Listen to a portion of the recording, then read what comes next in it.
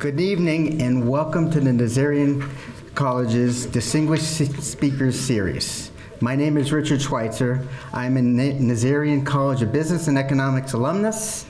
I'm a co-founder, board member, CFO, and COO of Aristotle Capital Management, an investment management company based in Los Angeles. Here at CSUN, I serve on the Dean's Advisory Board for the Nazarian College of Business and Economics, as well as the university's Foundation Board. It is my pleasure to introduce our distinguished speaker, Dr. Marty Chavez.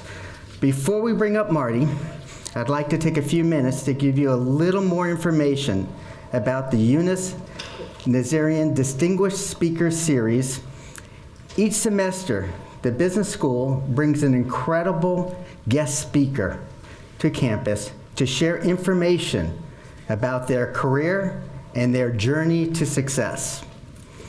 Some of our previous speakers have included Jane Werwan, founder of Dermalogica, Steve Rabinuchin, head of Amazon Alexa, and most recently, Eric Chan, CFO of the LA Clippers. We've been fortunate to bring dynamic and highly successful speakers to CSUN who have each been masters of their craft. We are also joined today by board members of the Nazarian College Alumni Chapter. Immediately following this program, we will host a reception to give everyone a chance to network, to learn more about the Alumni Chapter, and meet fellow Matadors. Now I'd like to share a little bit about Dr. Chavez and his remarkable life and career. Dr. Chavez is widely referred to as a trailblazer and leader who has turned Wall Street trading business into a software business and revolutionized the way capital moves and works. He is a partner and vice chairman of Sixth Street Partners, a leading global investment firm with 9 investment platforms. Sixth Street invests in the equity and debt of private companies, acquires real estate, finances infrastructure projects, provides startup capital to new business, plus a lot more.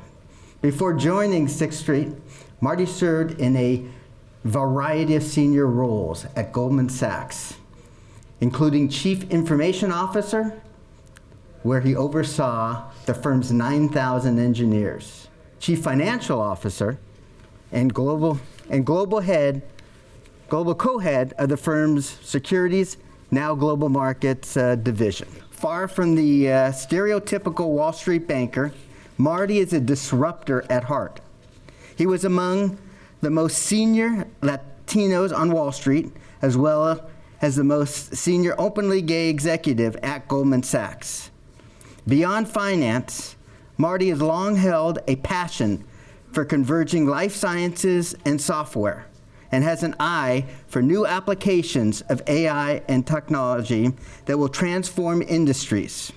Prior to Goldman Sachs, Marty was the CEO and co-founder of Kiodex and Chief Technology Officer and co-founder of Quorum Software Systems. Marty currently serves on the board of directors of Alphabet, Inc., Google.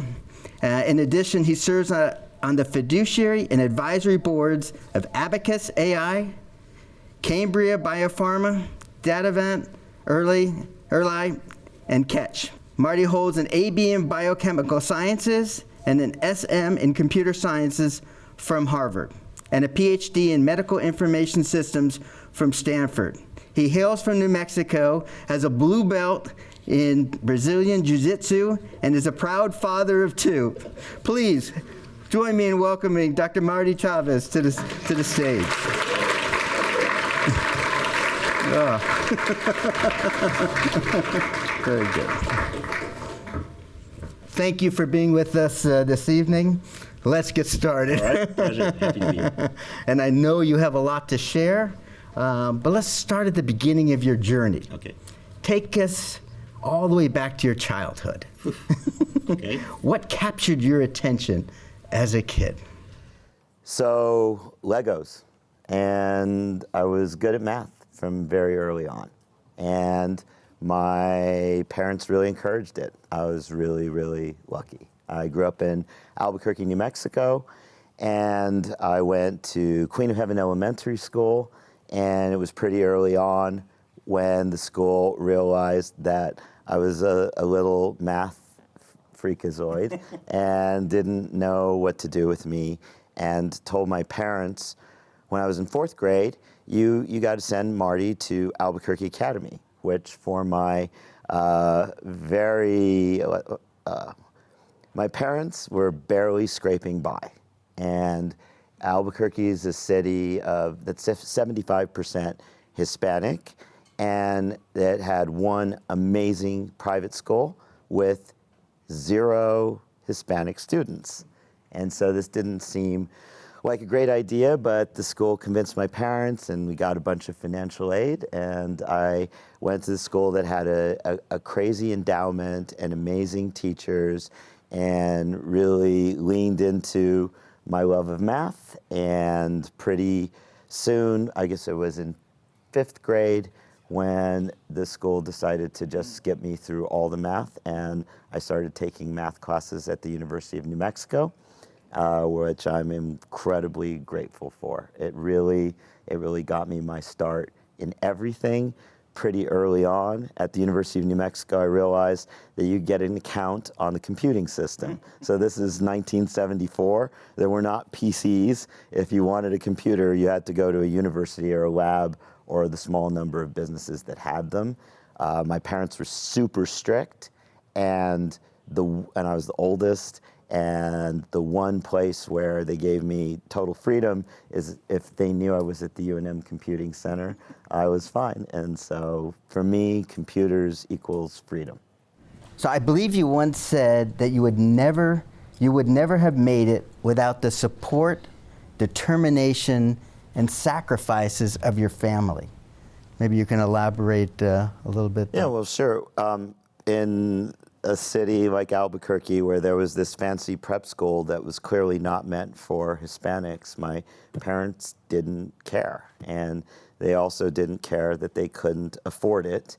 I think what my parents would say, with the benefit of hindsight, is they were lucky that housing prices rose for 40 years. And so what they did continuously is they took all the equity out of the house, paid it to the schools, and refinanced. Refinancing was a constant topic in our kitchen table because it happened about every 2 years. And my parents also had the attitude that vacations and clothes and stuff like that were for other people. And the only thing that my parents cared about, they were very specific. There are 3 things that we do. We do education, we do music, and we do church. And we stuck to that. And I still think it's super important. With my kids, we do education and music. If you go off of the theme of education, Yeah. and you're saying it's very, very important to you, what motivated you to pursue an education in science and technology? So, did anybody see the movie Oppenheimer that cleaned up at the Oscars? So, for me, Robert Oppenheimer is God, because I grew up in New Mexico. And if you're a math and science nerd like I was in New Mexico, you're just steeped in the legend and the lore of Robert Oppenheimer. My parents worked at the national labs, and the other national lab, of course, Los Alamos, was just a few miles away from Albuquerque, where I grew up. And we'd go there because we couldn't afford vacations. We'd go to Los Alamos, and we'd go to the Atomic Museum and geek out on all of that. And so for me, computers, it was everything. My dad had a moment with me when I was 10 years old, just right out of the movie The Graduate. He put his arm around my shoulder and he said, "Martin, computers are the future." And it's kind of amazing. He said this in 1974. He was a technical illustrator at one of the labs, and they had just brought in this great big $1 million thing. It was called the Genographics. It was a computer that was dedicated to technical illustration. And he did the illustrations of nuclear warheads. And he saw how that machine changed everything they were doing. And somehow, with no college education or anything, he just saw the future, and he said, you will be really good at computers. I'm glad he said computers and not plastics, like in the graduate. And so I went for it, and as I said before, it was the one place where I had total freedom. And so I grew up in New Mexico. In New Mexico, you really had two choices. It was tourism or the military-industrial complex. And perhaps because of Robert Oppenheimer in Los Alamos, and my father worked at Sandia Labs, my mother worked at the Air Force Weapons Lab, later Sandia. For my first summer job, I knew where I was gonna look for a summer job. I was 15. I was a GS1 Step 1. If anybody knows civil service, that's the lowest rank. That's minimum wage. And yet, even though I had a minimum wage summer job, my very first job was writing Fortran programs on a Cray 1 supercomputer, which the lab had just got. And here's just serendipity. It was just the time when the US had signed the Nuclear Test Ban Treaty and decided to stop exploding bombs in the Nevada desert and instead simulate the explosion of bombs on a Cray 1 supercomputer at Los Alamos. So I was writing what we were calling particle pushing calculations. We would use Maxwell's laws, and we would simulate the scattering of electrons from a neutron bomb, and we would use a technique in numerical analysis called Monte Carlo. Why do I mention all of this? It's because when I later got to Wall Street, guess what? It was the same math. It was stochastic partial differential equations, Monte Carlo for everything, but my very first job was building the simulation. And so at a very tender age, I discovered that if you built a really high fidelity simulation, you could perform experiments on that simulation that would be dangerous or impossible or stupid to do in real life, like you'd literally blow yourself up. But in software simulation, it would be safe. You could wake up and say, we didn't actually blow up that bomb or that city or that financial portfolio. It was all happening in software, and you can turn it upside down and ask what-if questions. And why I really bang on this point is that my entire career since then has been build a digital twin, learn every possible thing from that digital twin, and repeat. And if my career looks pretty random, from healthcare to bombs to Wall Street to but underneath is all the same through line of building digital simulations. So continuing to build off of that theme on education, Cal State Northridge is ranked as a top public university nationally for having a really diverse population. We're ranked number 1 out of 293 public colleges nationally for economic diversity of our students, 18th for economic mobility, and has the third most bachelor degrees awarded to Latinx students in the nation. More than 70% of our students are first generation or immigrants, and nearly 60% of them are Pell Grant eligible. What advice do you have for these students that we have as they go reaching for the stars? So the best advice that I've had always came from my mom, and I generally took it half the time and then regretted the other half of the time, and then went back to her. I can say these things in my mom's voice because my mom is not interested in anything that looks like political correctness. She's just very real, and she grew up in the barrio, and so she just doesn't care. But because she grew up in the barrio, we were always very close to it, and we had a very diverse family. And I remember one of my uncles. He would actively tease me, right? We would show up and we'd all be dressed, and my mom would have combed our hair in exactly the same way, wearing these little suits, and of course we deserved the teasing. And he would say, Marty, you don't got no car, you don't got no girlfriend, what is wrong with you? And I would tell my mom about it, and we all adored my Uncle Gabriel, and she would just say, if we all cared about education half as much as we cared about cars and girlfriends, we would be in a different place. And then my mom would go on to add, and it's not the gringo's fault. Because there was that theme as well, right? We've been oppressed, and that's why we're here. She just did not have any time for any of that. And so, and so I know you are, from what I've learned about this amazing place, is that you're all, no one's handed you anything, and you are all prioritizing education, and that was really it. Whenever there was a choice to be made, it was always that waterfall: education, then music, then church, and if there was still time or money left over, which there wasn't, you could do the fourth thing. So, and that worked really well. I still do it. I'm still always learning, always educating myself. My mom likes to say I was that weird kid who would stay inside, and I did do this. One summer I decided I was going to read the dictionary. It's not riveting, but it's great for your vocabulary. So that stuff works. No, I think that's really important to convey, that you're right. You have to just keep going. And I'm sure you've had a couple setbacks along the way. Maybe you can elaborate on, any setback in particular and how you overcame them and move forward. I'll talk about two. It's the cliche: you don't learn much from your successes, and you learn a whole lot from your failures, your setbacks. And so I would say that for much of my life, I got what I wanted because I was good at math, and I got away with a lot of stuff. At one point I became a drinker and a party animal, right? And I thought I was getting away with it because I was really good at math and I could fool some people. But then there was a time in the financial crisis.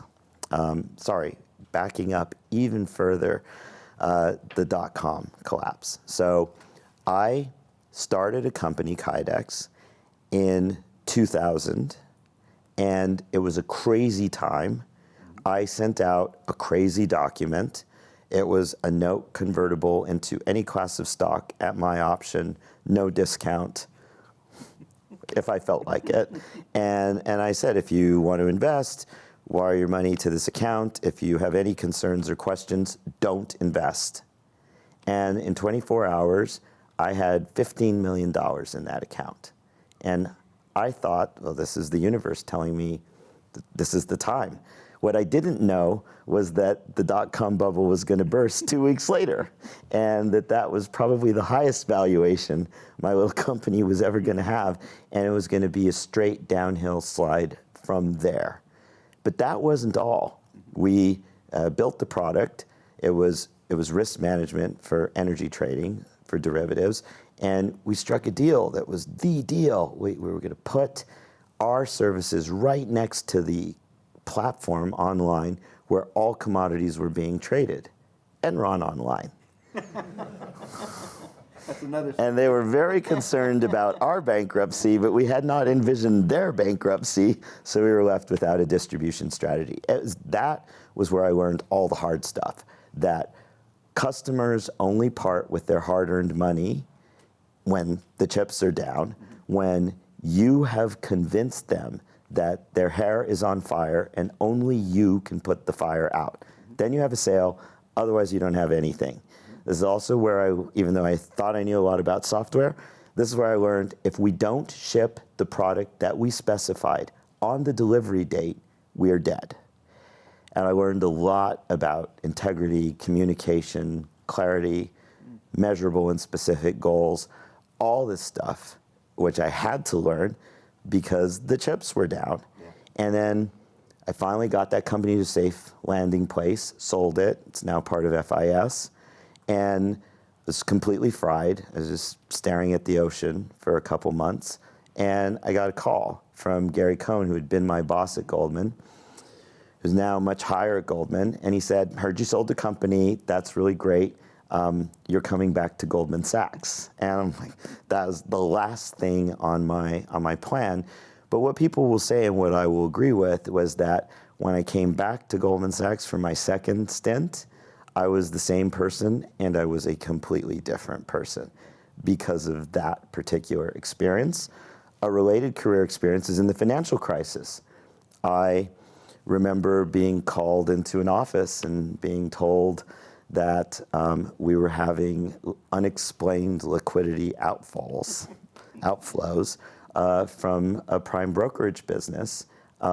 Go fix it and run it.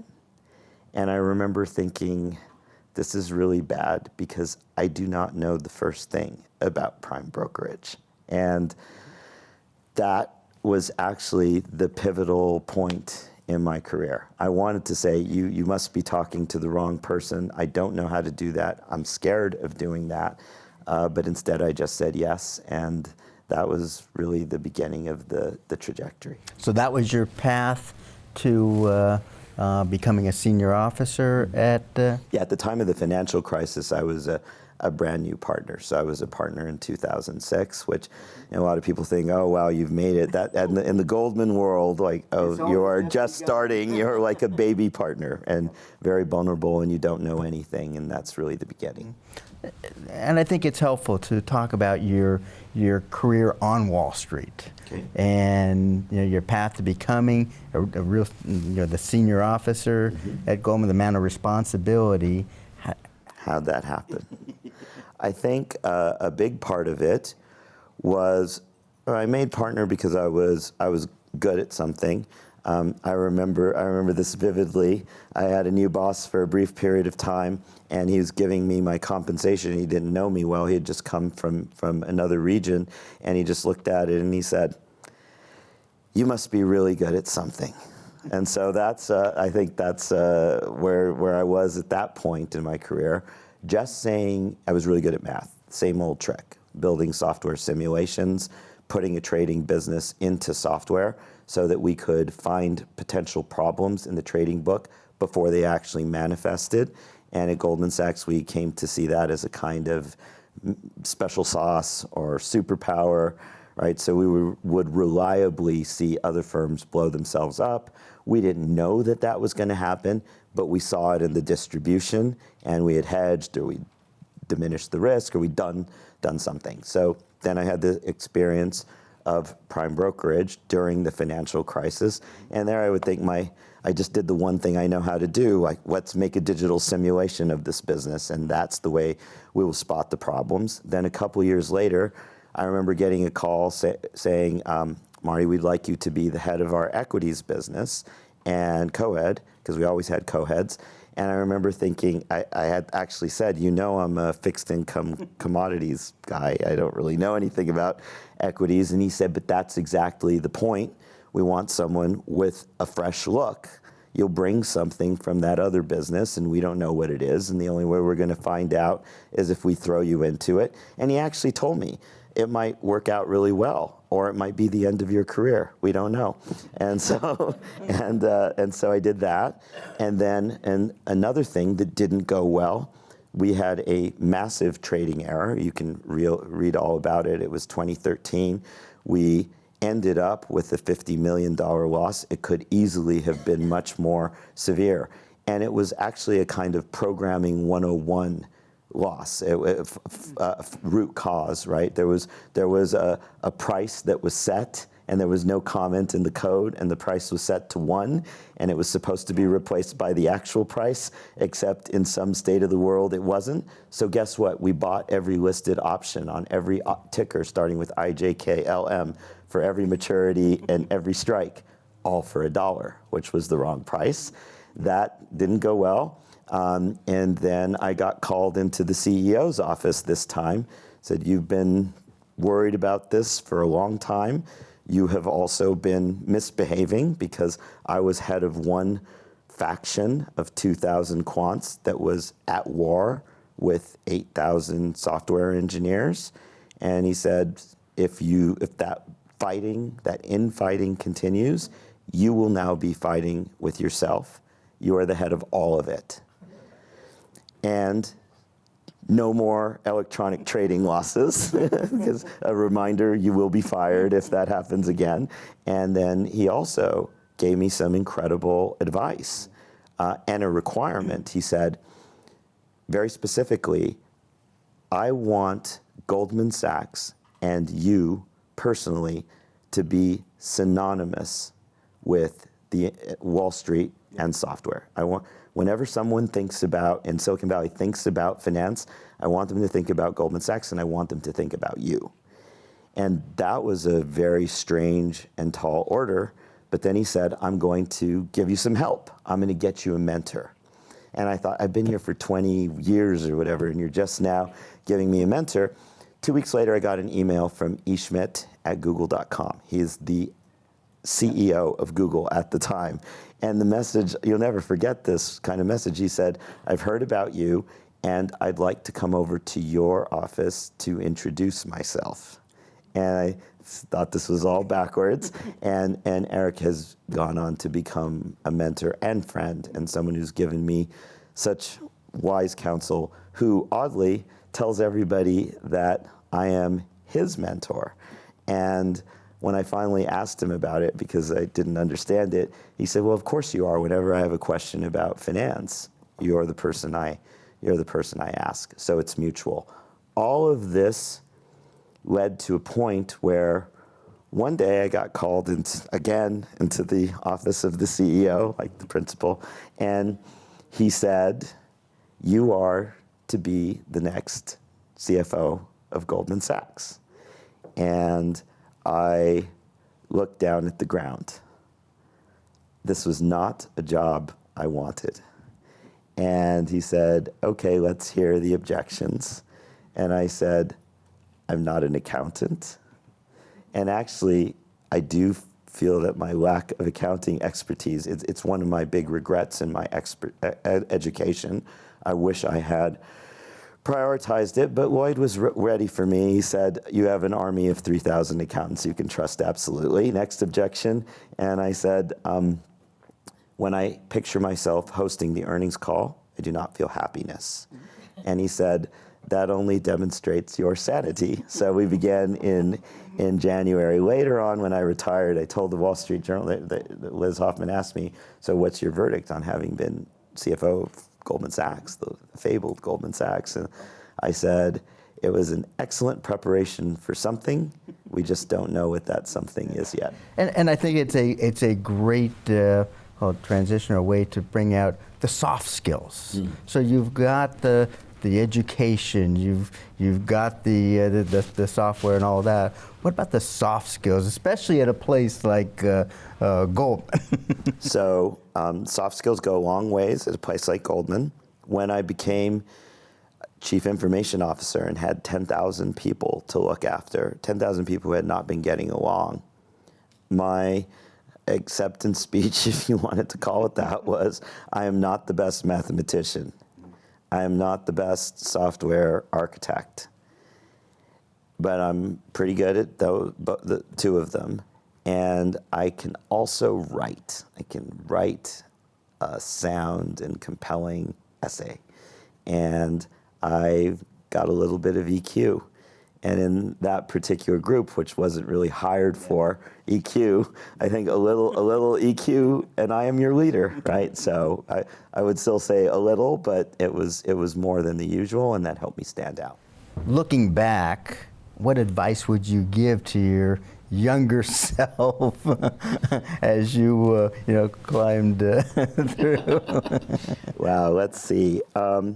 This is pretty harsh, and I alluded to it, but I, at a time in San Francisco and then later in New York, I did fall at least somewhat for the whole master of the universe thing and thought, oh, I'm really good at this math and money thing. And I also became a party animal. And there was a fair amount of that on Wall Street and in New York. And I would grab my younger self and I'd really, really shake him and say, this is where it's going. It's going to a place where you don't want to be. I made the decision when I was 33 to stop drinking and be sober, and stuck to it. And I wish I'd done that at 23. So you left Goldman, and now today you're with Sixth Street Partners. Maybe you can provide an overview. What is your role, and how has that evolved from some of your past roles? So when I retired from Goldman, and by the way, in case you didn't know, retired is just a Goldman idiosyncrasy. It just means the Goldman phase of your career is ended, and you're supposed to go do something else. And I retired on December 31st, 2019, when there was just some rumors of a virus coming from Asia. And I had told the CEO of my retirement many months before, so it was already baked, and I had plans to take the kids traveling. We wanted to go to China.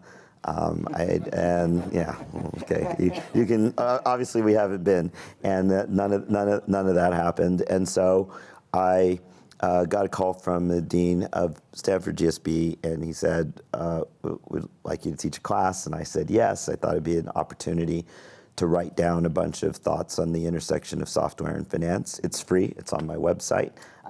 Yeah, it's got some doodle videos in it, and so it's got a bunch of stuff.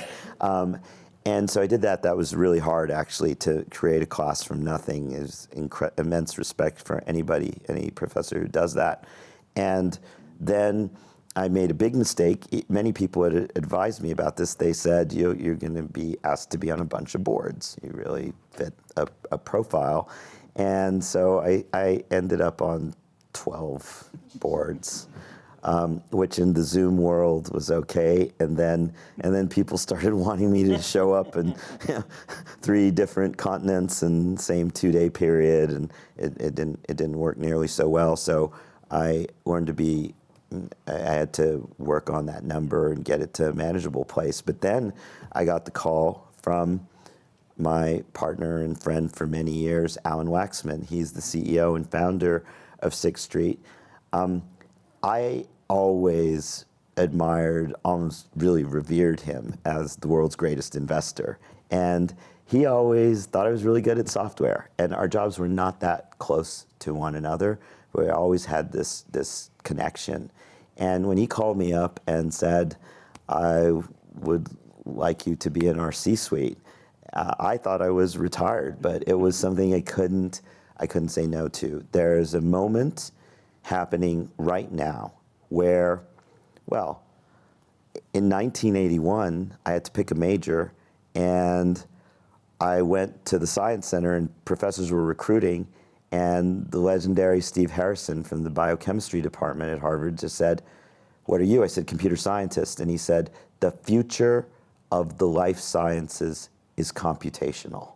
He said that in 1981, and he said it was so profound. It seemed crazy, but it was 100% right. So roll forward many years, here we are, where computers have finally reached the point where they can discover biology. So computers with AI, other techniques, are discovering biology, and we've also discovered that it takes hundreds of billions, maybe trillions of dollars of capital to make this work.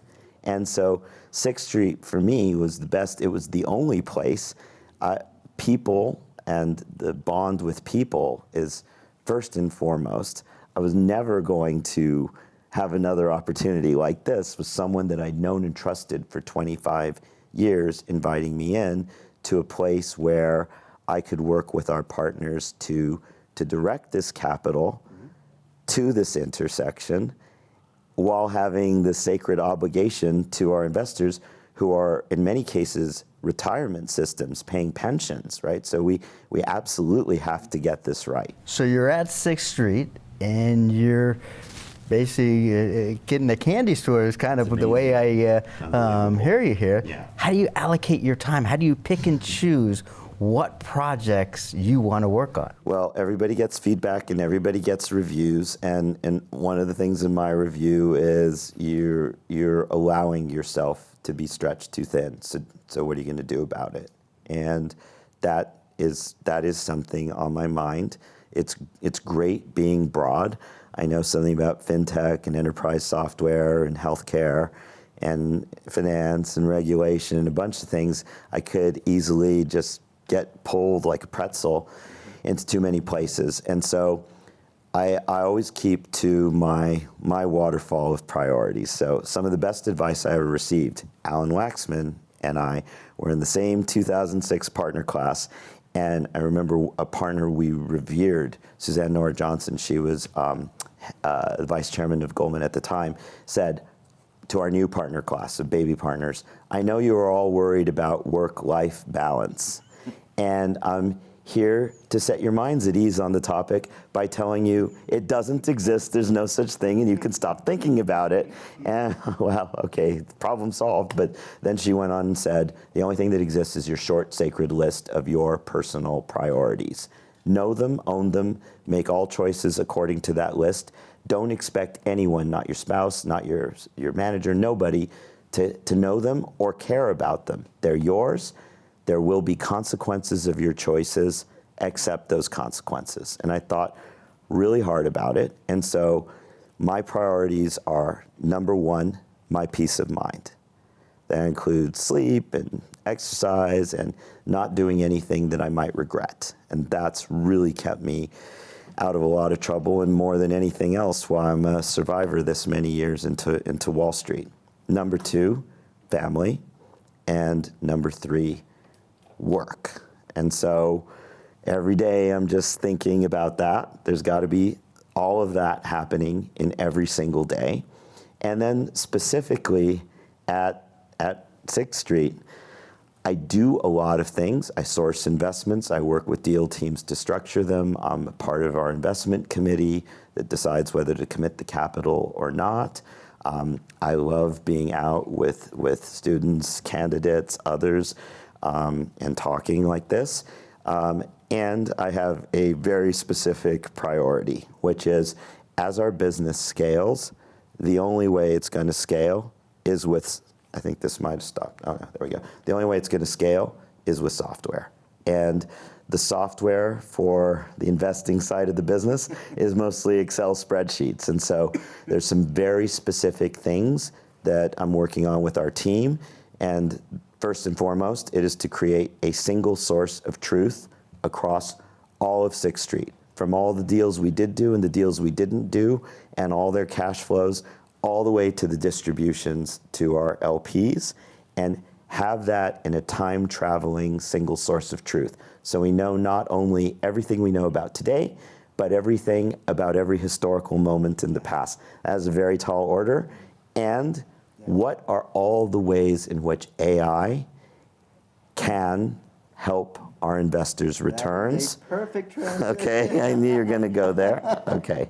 Well, I got a PhD in AI, so I get the job. And so really, I'll just open it up. Marty has done some amazing work, research, everything on generative AI in general. So I'll just let you run with that. Well, I'll say a few things. I mean, you are going to have to stop me.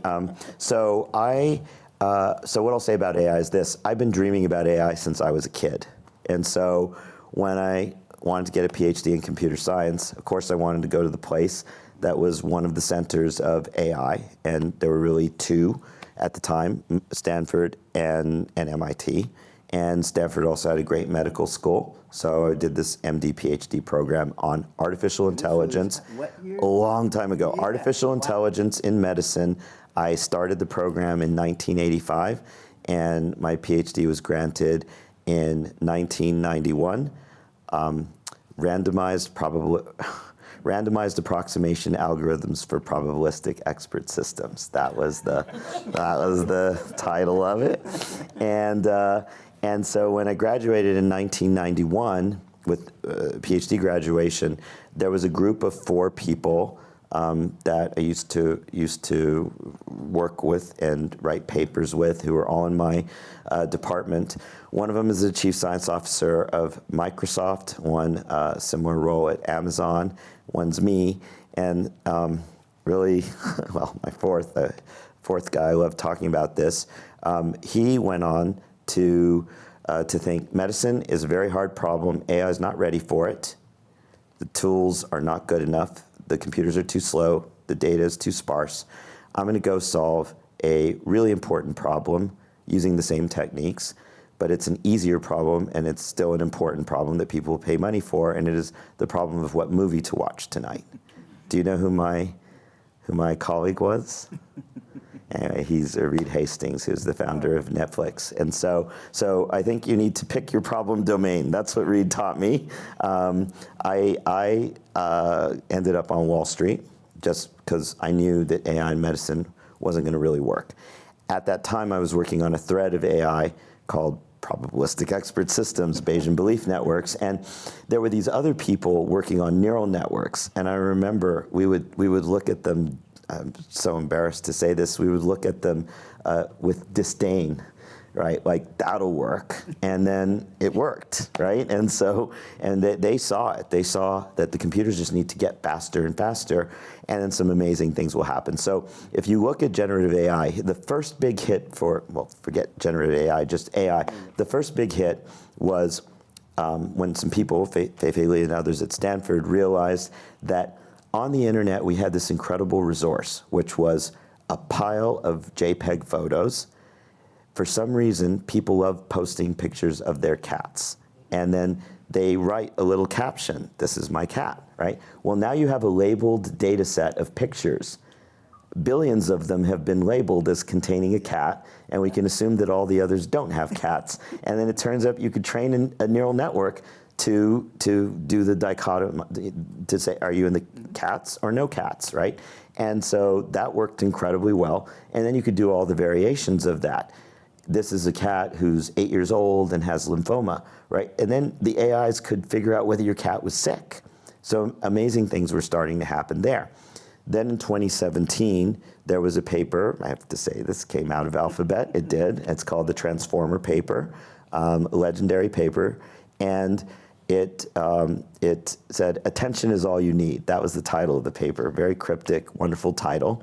And it introduced what we now call Gen AI, generative AI, which was, instead of just saying cat or no cat, it did something maybe more interesting, which is, here's a sequence, predict what comes next. Or predict what came before. It turns out they were bidirectional.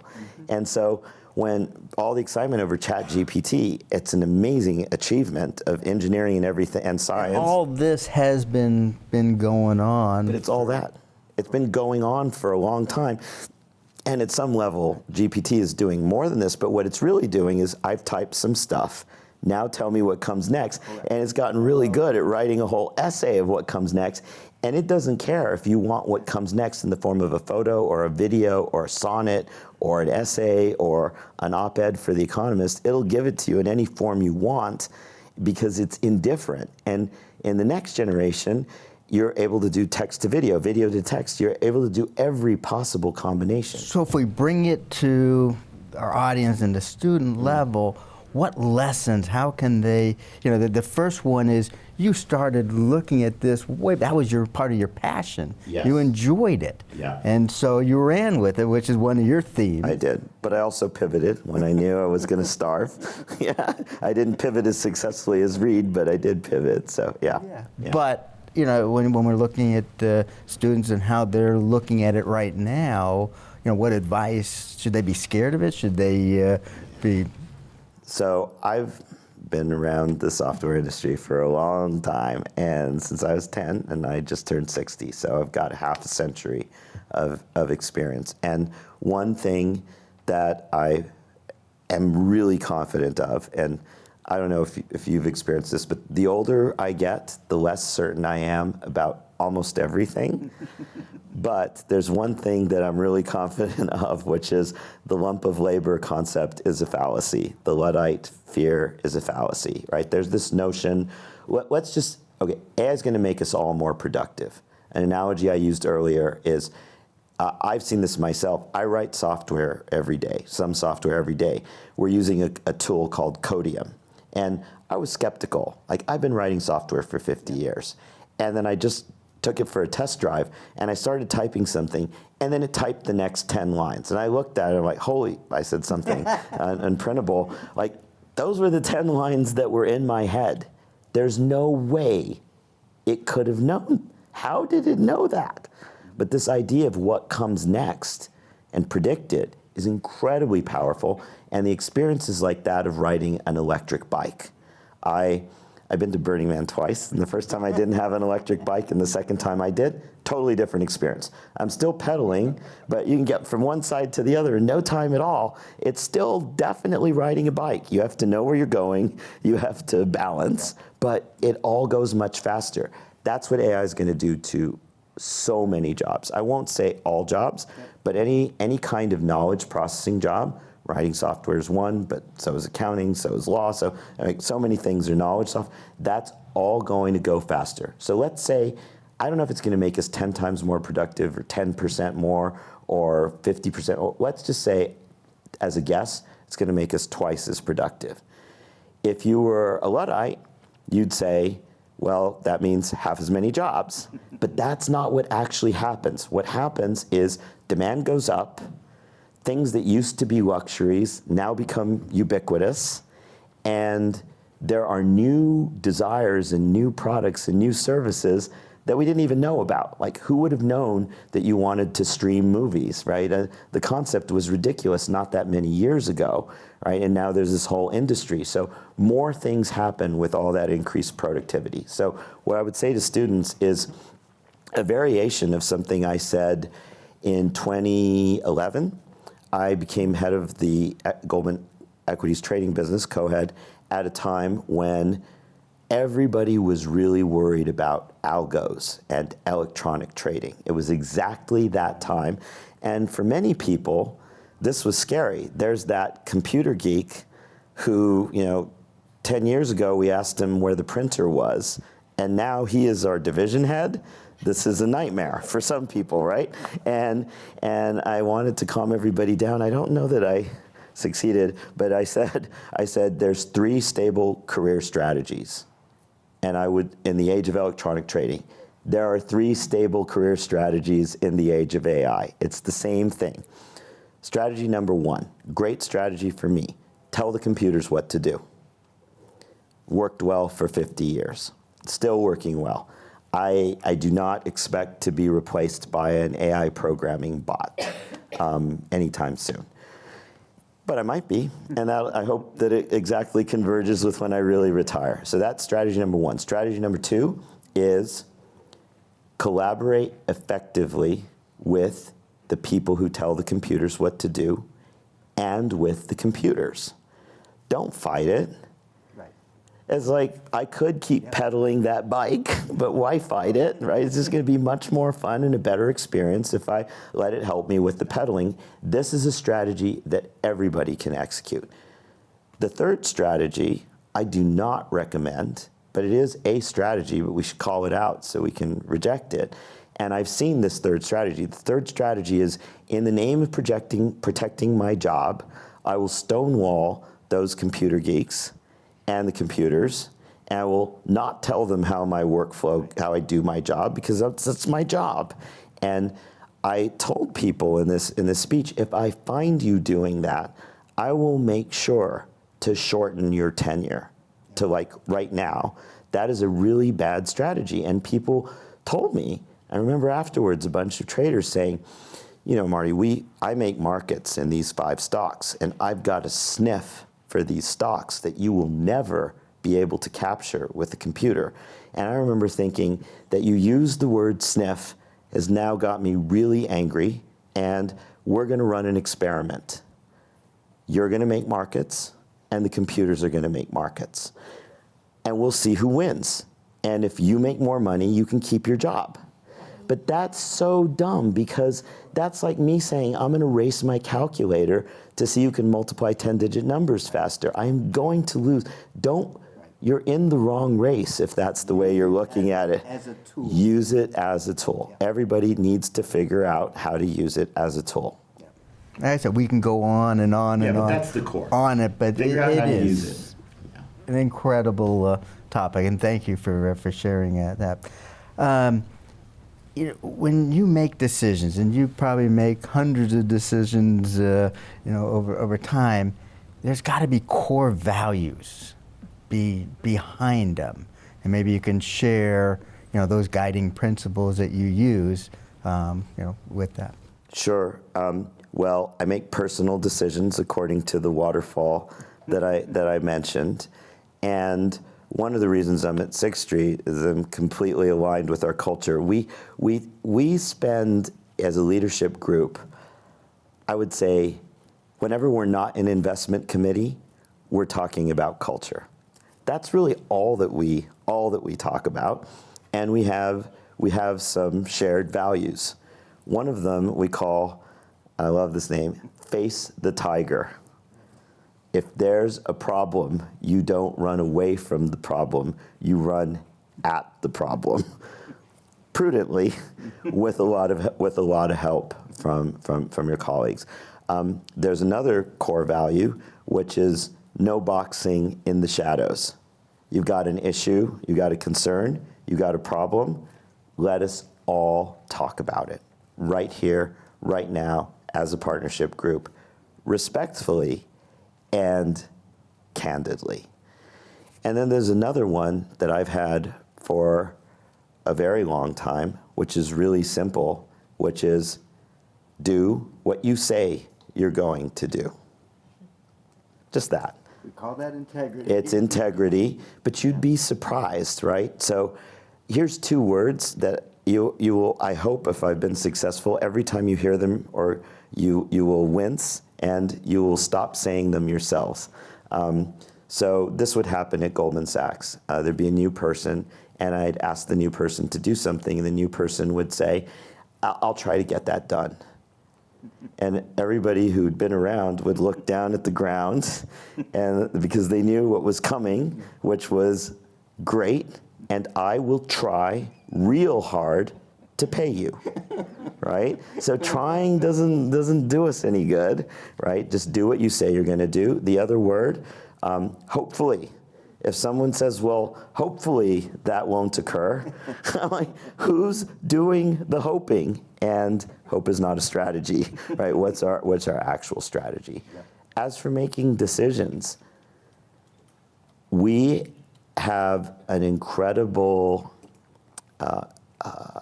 blessing, really, there's no other word for it, at 6th Street, which is our investors allow and encourage us to be thematic investors.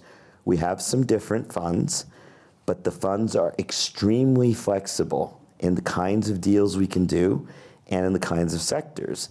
And our job is to keep coming up with themes that matter, where there are dislocations or where there are particular opportunities that are not readily obvious to everybody else. And it is a sacred obligation because as we face our LPs, we are committed to generating stable, outsized returns, and we do not give ourselves the luxury of saying, oh, I'm really sorry, there was a market crash, or there was runaway inflation, or bonds were on a 30-year trend and now they're going the other way. We don't really get to say that. Those returns need to be stable. So it's very real for us that we're thinking about the retired teachers and civil servants and their pensions, and those returns are for them. That's why you're there. That is why we're there. We're not here to collect AUM or to collect fees. We're here to generate those returns for the LP. Let me ask you one last question, then we're going to open it up for questions from our audience. What do you like to do for fun outside of your professional? I already gave that one away. So two years ago, I've never been a particularly sporty person. I've never played team sports. I've been interested in fitness for a long time, but I wanted to do something that was way out of my comfort zone and that had a community with it, a community that I wanted to be a part of, and something that was global, and something that I could do until I'm 120. And I asked a lot of people, and the answer was jiu-jitsu. And I mentioned this earlier when I was speaking with some students. I'm a little better now. I'm objectively terrible at jiu-jitsu. Yeah, but I enjoy it. and I stick with it. And I'm 2 years into it. I would say the first year was confusion and fear and not much else. Like my brain doesn't work this way. I have a math brain, but all this stuff that's happening here, I don't even know what's happening here. And things that seem easy for other people, well, do this and do that and then do that. It just all goes right through my head. But I kept showing up. And then about 9 months ago, I was out at the jiu-jitsu studio in Ventura, and the black belt said, "We'd like you to come to this thing we do on Sunday." "Oh, what is it?" "Oh, it's called Shark Tank, but don't let that worry you." What happens? We're not going to tell you, just come. And so, I really tried not to think about it. I brought my son and my daughter, they're 9 and 7. I said, do you want to come? And kids are so unpredictable. And they said, "Yeah, of course we're going to come." Part of them wanted to see me win, a part of them, who knows what they wanted to see. But I went, and Shark Tank is me plus 10 other people, and they come at me 10 times in a row. Side control, I have to escape. Back control, I have to escape. Mount, I have to escape. Sounds They're like work. all fresh, and I've been in it for minutes. At the end of it, we're taking the photo, which you do, and the black belt has a rope around my neck. And I said, "What's that?" And he said, "It's a blue belt." And I said, "Huh?" And he said, "It's your blue belt." And I cried. I did not think at the age of 59. So I still feel like I don't know anything, but I love doing it. And so it's become my passion. I got my kids into it. About a month ago, I was tucking my daughter into bed, and I was going in for a hug, and she puts me in her half guard. She's 7, so I have to be careful. Okay, well, now I'd like to take some questions from our fabulous audience. Maybe you could raise your hand, and we'll bring a microphone over. Hi. My name is Genesis, and the question I had I actually wrote down last week. What do you think sets you apart from others who want the same job as you? I am the most tenacious person I've ever met. Thank you. Hi, my name is Dan. I wanted to ask about AI. You said that it's been going on for a while now, even 40 years, right? 30 years Even ago. before, yeah.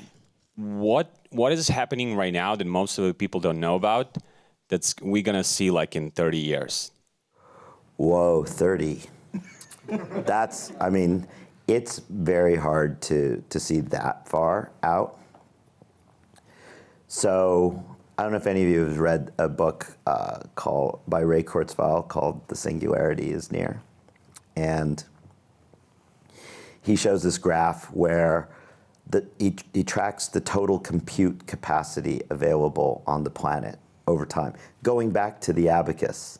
And I won't get the numbers exactly right, but he arbitrarily says in year 0 AD, there was 1 unit of compute capacity, all those sticks and stones and abacuses, right? And then how long did it take for the total compute capacity or the total knowledge to double? And it took, 1,000 years. The next doubling took 700 years. And then the doubling after that took 100. And then the next doubling took 50, and then 20, and then 10, and then 18 months. And it's getting shorter and shorter and shorter. And so he extrapolates that out to 2045, roughly, and says at this point, the knowledge in the world will be effectively doubling instantaneously. It goes vertical. And so in AI right now in the industry, the term for this kind of thing, especially for AI specifically, is called lift-off. Lift-off. And the idea is that you tell the AI to ingest all the textbooks and all the journal articles, and you equip it with the capacity to order and manage new scientific experiments and design the next version of itself, including the chips and nuclear reactors and data centers that it needs to run on. And that's just all happening in this automated way, right? Well, you can imagine that taking off really, really fast. I have a very distinguished mentee who I was doing one of my favorite thought experiments, backwards induction. Put yourself in a future 10 years from now, picture the day perfectly, then look back 5 years before. What were the conditions precedent? What happened on that day 5 years before to make possible that 10-year future? Now bisect again, look back 2 years, 3 years, 4. You keep going back to today, right? And we're doing this, and he said, this is really cool. My only problem is we might be on a starship in 10 years.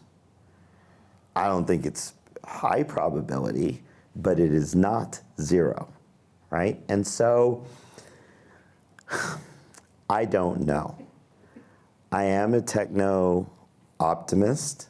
I'm in the crowd that believes in regulation, the right amount of regulation. And so I think it's very important to get that right. But go back to, I am an optimist.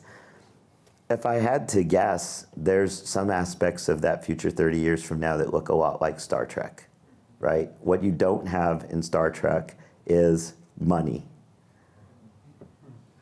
You just have everything there and an infinite supply of energy and computers doing a lot of things, right? But I don't know. Thank you. Hey, Dr. Chavez, my name is Humberto Renderos, and I'm actually really inspired by your story. Thank you for coming here. And I'm trying to actually start a financial analysis company right now, using GPT-4 actually to write all my code. I've converted it from Python to JavaScript, and I'm trying to offer historical data analysis and current company and industry-wide data analysis while also providing my education, kind of in a way, financial, kind of providing, my market is for the retail investor, the new retail investor who just got their whoop selling 0-day till expiration options, and they want something better for themselves. Any piece of advice? It's really my question. Wow. So I'd like to give you original advice, but this is the best advice I've heard for entrepreneurs, and it's from my friend Mark Andreessen, but I will share it with you in case have you heard his advice? Okay.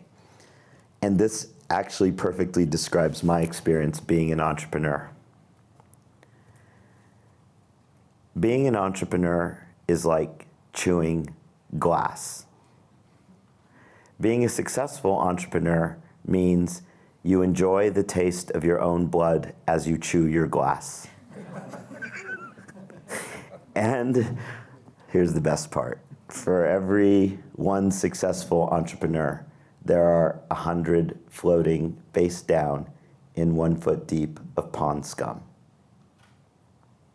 It's hard. It's brutal. And if you're doing it to be rich and famous, you should stop right now. And that's why I'm giving you that advice. If you're doing it to learn, then it's incredible, right? I learned amazing things at Goldman Sachs, and I am infinitely grateful to Goldman Sachs. It is an amazing place, and it really made me, not quite like my parents, but it was really up there. And yet, when I look back at where did I really learn stuff, it was in my entrepreneurial experiences, which I've had more than one of, and they were brutal.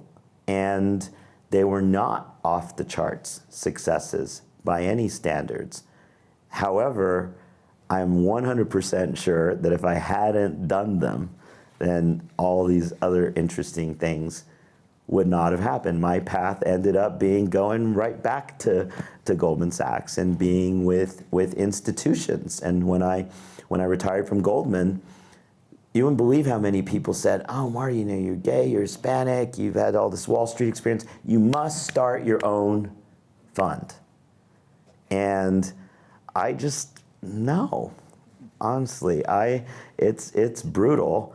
And I can't imagine creating a more wonderful place than my brother Alan Waxman has created. And my path is to join his. So I want to give those harsh pieces of advice from Mark Andreessen because there's so many people who are starting companies for the wrong reason. Like if I hear someone say, I don't want to have a boss, I'm gonna explode.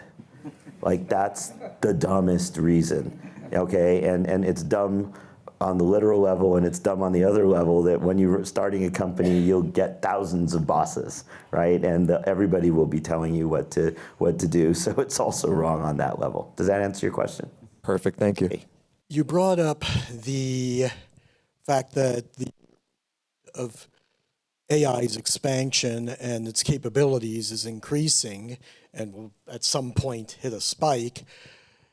All of these companies doing these amazing things, are they addressing the potential side effects of the rapid expansion of AI, of the effects that it might have on those who may have a little trouble keeping up, or of the effects that it has beyond your immediate company and your immediate customer base? So I'm sorry, go ahead. Sorry, if so, could you elaborate on those, Sure. please? One of the things that we observe happening is that some of these AI tools are lifting up someone who was previously an average contributor to a much higher level. In much the same way that I'm just going to ride faster and more smoothly on an electric bike than on the old-fashioned kind of bike. And so there is this idea and this risk that some people will be left behind, but it's really important to look at the flip side of that, which is other people who might have been left behind are actually getting an accelerator, and that is definitely happening. But there's one thing that Alphabet says, and I see this in every aspect of the actual operating of the company, but delivering AI boldly and responsibly, like that responsible part is an umbrella for a whole lot of things, and the company takes it very, very seriously. And it is a hard problem in computer science, right? There's a famous problem in computer science. It's called the halting problem. And it sounds really simple. The father of computer science, Alan Turing, my ultimate hero, who also came up with the imitation game or the Turing test for intelligence, came up with the halting problem. That's really the problem he solved. And it seemed like a simple problem. Does there exist a computer that can take a computer program as its input and just tell us, is this computer program that we put into you going to run in an infinite loop forever, or is it going to stop with an answer? Really important question. And you can think of all the related questions. Is this computer program going to give us the right answer, whatever that is? Or is it going to hang, or is it going to give us the wrong answer? We would really like to know that. We would really like to prove that. Well, Alan Turing in the 1930s wrote a famous paper where he proved that no such computer exists. It doesn't exist. It's impossible. Now, that doesn't mean we can throw our hands up and say, okay, well, we're never going to worry about any of this, because it says that no computer program exists that can do this perfectly in all states of the world. But of course, there are many states of the world where we can get it mostly, almost always, right. And so it is our job to do that.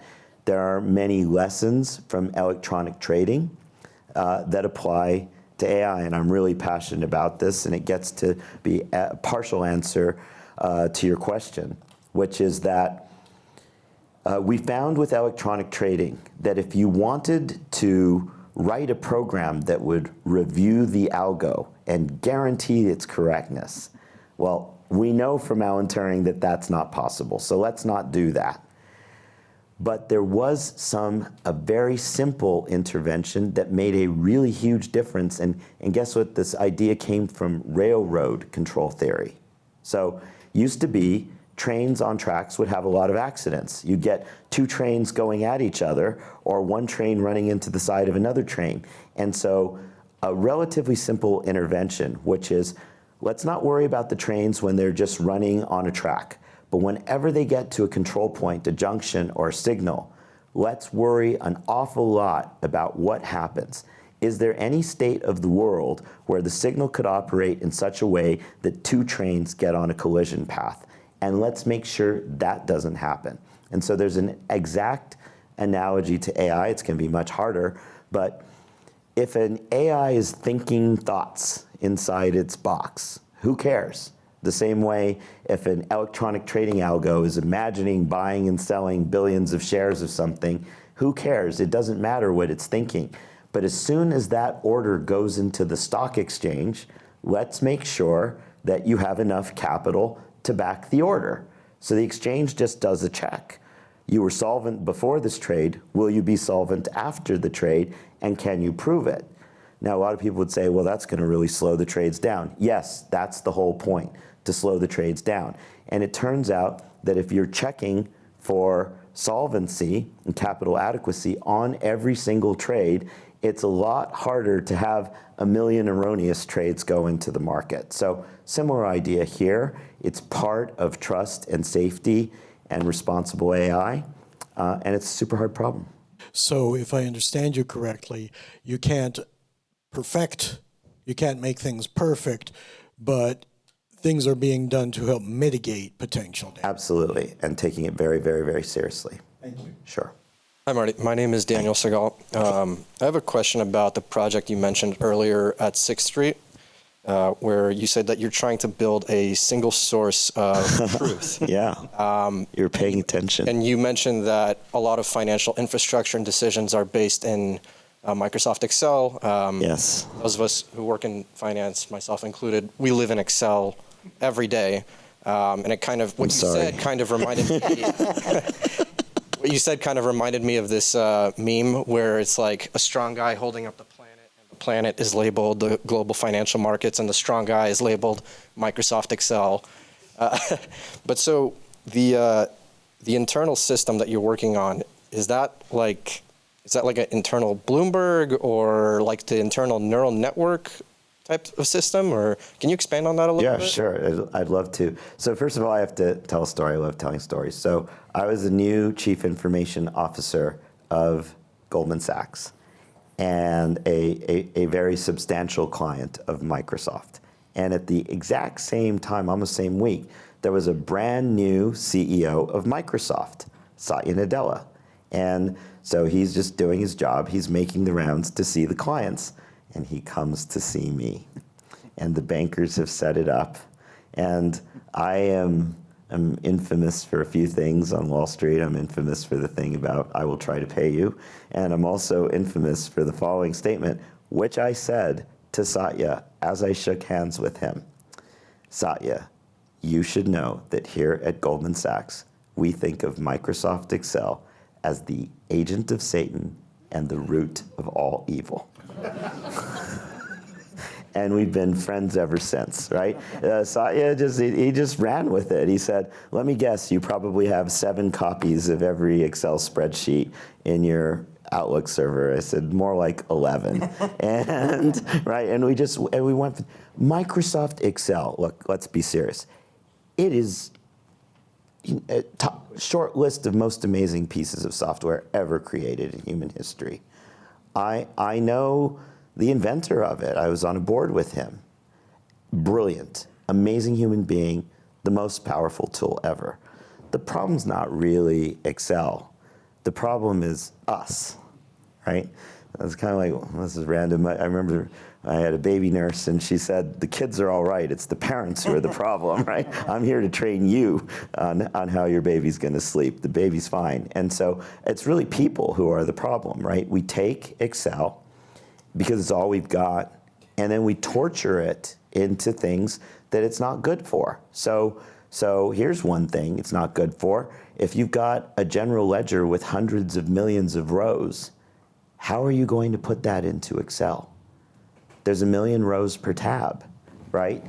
And so one of the, you always want to learn something from previous experiences. So at Goldman, we built a lot of software, And look, it has been, I'm just one of many people who contributed to it. I was an early engineer on it. I'm not the inventor of it.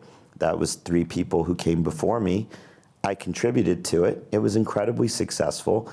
And there was one thing that we really wanted to do that we never actually quite achieved. We said, to really do this right, we need to have this wall-to-wall across Goldman Sachs.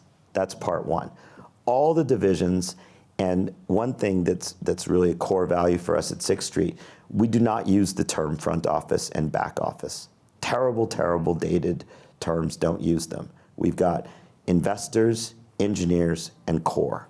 Core is core, it's everything, right? It includes accounting, treasury, and operations.